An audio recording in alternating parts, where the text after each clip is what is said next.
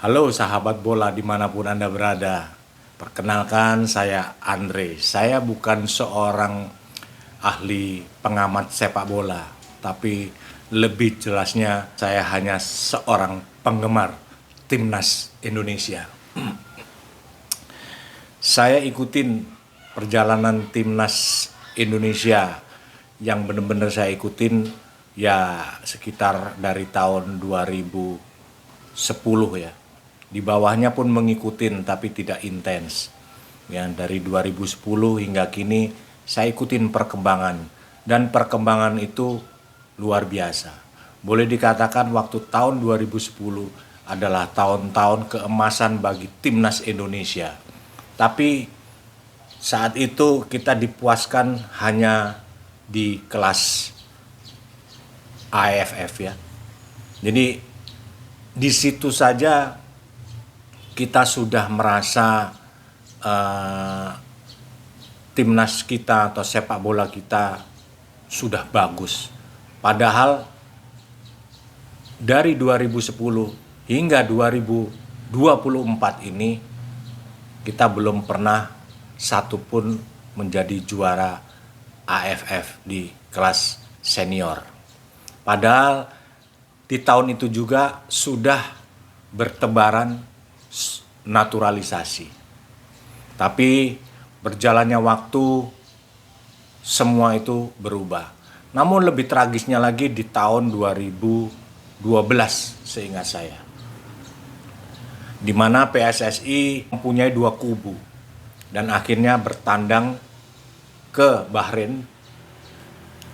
Apa yang terjadi di sana? Kita dibantai habis 10-0. Benar-benar itu saya menonton di televisi, benar-benar saya sama kawan-kawan waktu itu terpukul ya. Jadi sedemikian rapuhnya kita. Ya memang waktu itu bukan skuad yang utama yang bisa hadir di Bahrain waktu itu. Namun itu semua kita lewatin.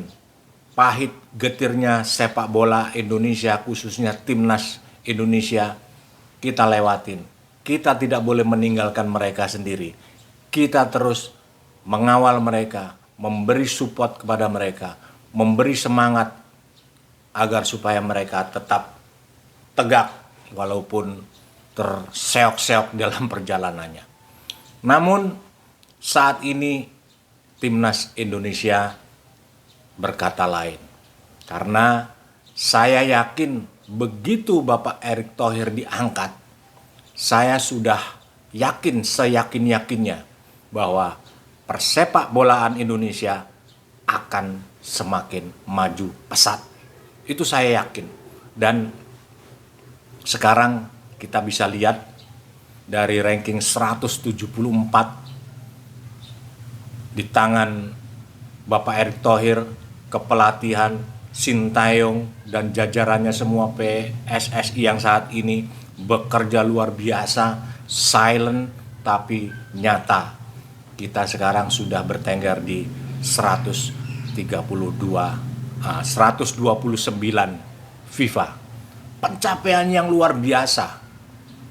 Kita kalau dulu saya menyaksikan timnas Indonesia bertanding lawan tim-tim kuat Asia atau bahkan di luar Asia, itu kita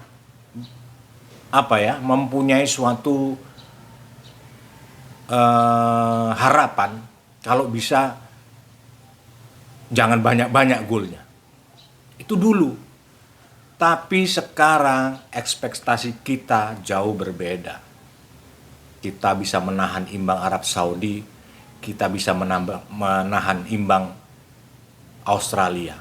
Di mana Arab Saudi peringkat 50 sekian dan Australia di peringkat 24. Memang dulu pernah Indonesia juga pernah menahan imbang Australia. Juga di GBK kalau nggak salah ya. Tapi waktu itu timnas Indonesia juga di peringkat yang 100 lebih.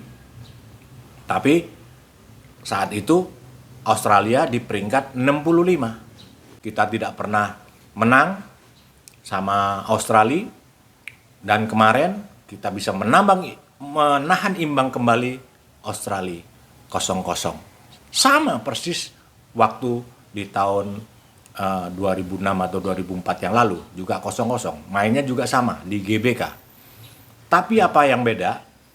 Timnas Australia yang kemarin kita tahan imbang itu sudah di level atau di ranking 24 dunia. Sedangkan kita masih di ranking 132 dunia. Artinya selama 20 tahun timnas kita jalan di tempat, malah mundur kan. Malah mundur tahun 2019 itu kan masih 174. Nah, sedangkan Australia saat 2006 itu ranking 65, saat sekarang udah ranking 24. Artinya mereka progresnya jelas, progresnya bagus, sedangkan kita jalan di tempat. Tapi kemunduran kita sekarang menjadi titik balik untuk kemajuan kita bersama. Namun yang saya sayangkan di luar sana ada suara-suara bising menurut saya tentang ketidakcintaan kepada timnas Indonesia karena banyaknya naturalisasi dan sebagainya. Saya kasih tahu, mereka bukan naturalisasi. Mereka itu adalah darah Indonesia yang kebetulan lahir di Belanda. Kan banyak teman-teman kita, teman saya aja ada beberapa orang tinggalnya di Belanda. Dan kemudian punya anak. Anaknya ya separuh Indonesia, separuh Belanda. Artinya Indonesianya nggak hilang. Kan begitu. Pada saat sekarang ini malah teman saya itu punya cucu sudah. Tetap. Jadi anaknya itu juga married sama orang Indonesia juga yang di sana. Nah, artinya kalau anak dia itu separuh Indonesia, separuh Belanda, cucunya saya boleh dikatakan 75% Indonesia. Dan dia suka bola. Dia masuk klub junior U15 di Belanda ya, di Belanda, dan itu kemarin dapat panggilan dari PSSI dan dia datang di sini. Saya katakan, kamu seandainya terpilih pengen ke Indonesia atau Belanda? Nggak pakai mikir dia berkata. Dia bilang, pasti om, saya akan pilih Indonesia karena darah saya Indonesia. Luar biasa. Jadi kadang-kadang kita ini terlalu berpikir sangat jauh gitu ya. Bayangkan saja, saya ambil satu contoh. Ya, saya ambil satu contoh. Misalnya kita ada di sebuah kompetisi. Ya. Kemudian kita punya anggota. Oke, pertama kita mencari orang-orang yang akan berkompetisi ini di dalam anggota kita. Ternyata kita ketemu dengan, ya mungkin dipaksa ya, bertemu di dalam ring kita ini, bertanding nggak pernah menang. Kemudian kita ingin menjadi menang paling tidak di peringkat 1, 2, 3 deh gitu. Apa yang terjadi kalau di ruang lingkup kita tidak ada? Kita pasti cari di luar. Kita pasti beli pemain. Kita pasti sewa pemain. Dan kalau disewa masuk ke tempat kita, dia milik siapa? Milik kita.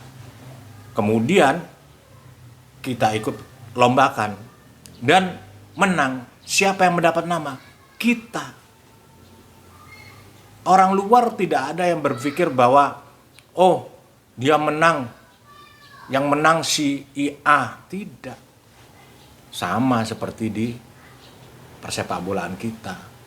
Banyak diaspora-diaspora yang datang kembali ke Indonesia dengan kecintaannya. Apa yang dapat kita ambil? Nama besar kita terangkat naik. Tidak usah munafik.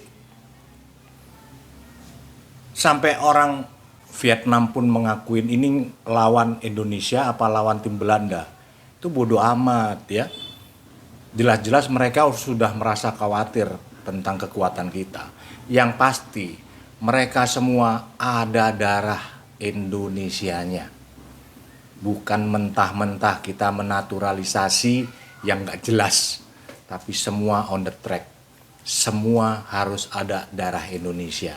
Jadi mari ya kawan-kawan kita semua berkepala dingin, seobjektif mungkin. Kalau kita mau terbang tinggi seperti slogan kita Garuda Terbang Tinggi, ya kita harus mencari cara yang baik, cara yang sopan, cara yang memang dilegalkan oleh negara ataupun federasi.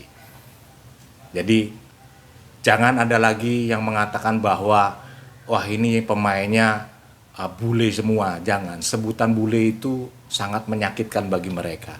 Saya punya beberapa teman bule, tapi mereka tidak mau dipanggil nama bule. Karena bule itu sebetulnya kata-kata menurut mereka sangat menyakitkan mereka. Karena mereka juga tidak menganggap kita bule di hadapan mereka. Kita sama di hadapan mereka. Oke, jadi begitu aja, ini perdana video saya. Kalau teman-teman semua suka, silakan di like, di subscribe, bunyikan lonceng Anda. Saya mungkin dari saat ini akan memberikan informasi-informasi sepengetahuan saya yang saya ikutin untuk menyaksikan perkembangan timnas Indonesia. Baik, sampai di sini dari saya, salam sepak bola.